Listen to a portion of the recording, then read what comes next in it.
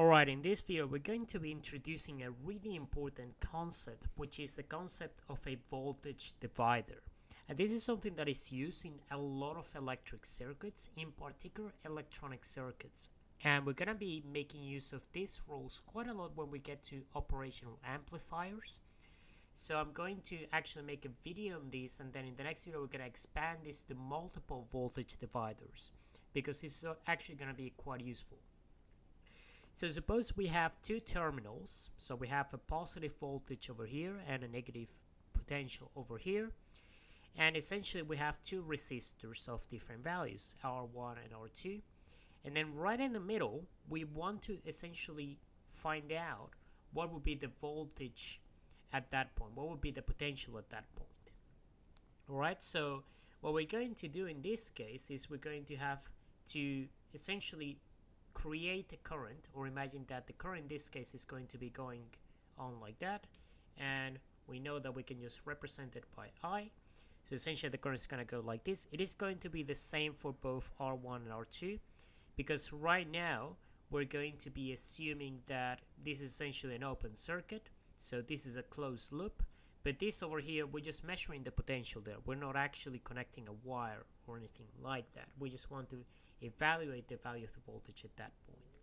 So what we're going to do is we're essentially going to evaluate the value of that current, and to do that we can essentially just say, okay, let's find out the total resistance, which is in this case just the sum of R1 and R2. And now to find I, all we need to do is we're going to divide the potential difference, which is in this case those two, which are the input voltage, and now we're going to have R1 plus R2.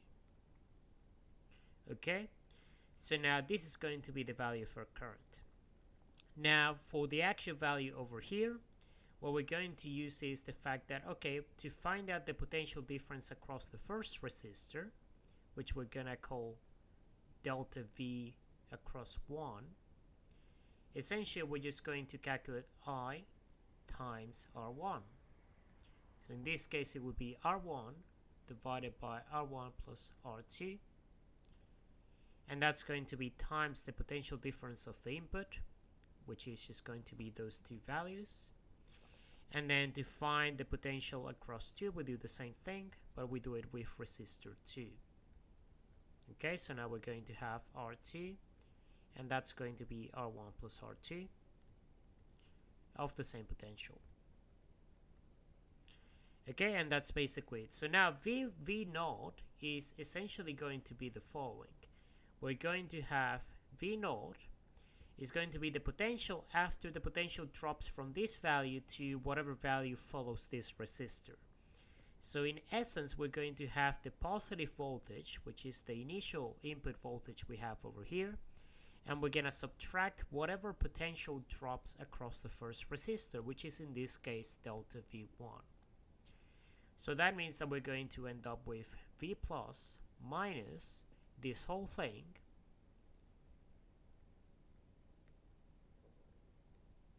and then we have V plus minus V negative.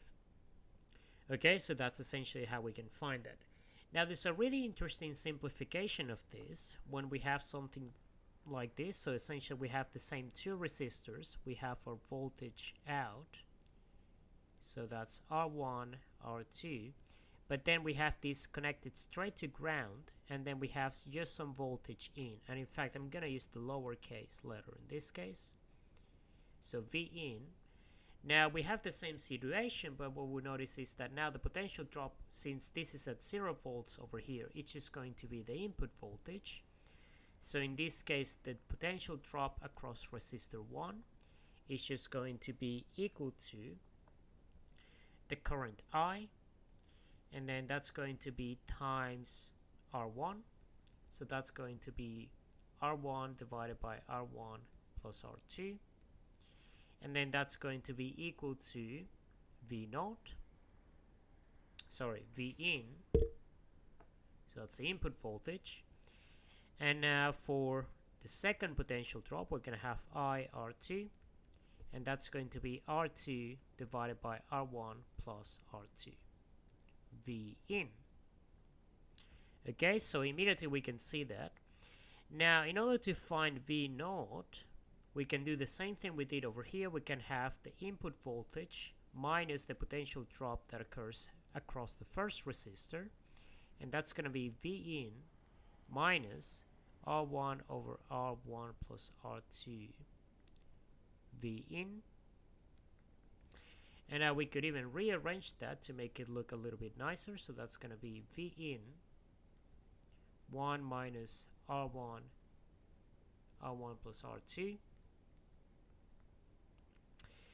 And a very interesting thing is going to happen, because if we simplify the expression inside of the brackets here, it turns out that we're going to have R1 minus R1. Those two are going to cancel out, and we're going to be left with R2. And then over here we're going to have R1 plus R2. So that's a very interesting result, because if we actually take V naught as essentially being equal to the potential drop minus the voltage on this term, which is 0, then that essentially gives us the exact same thing. And we know that this should actually be satisfied, because that's essentially how we have defined that circuit.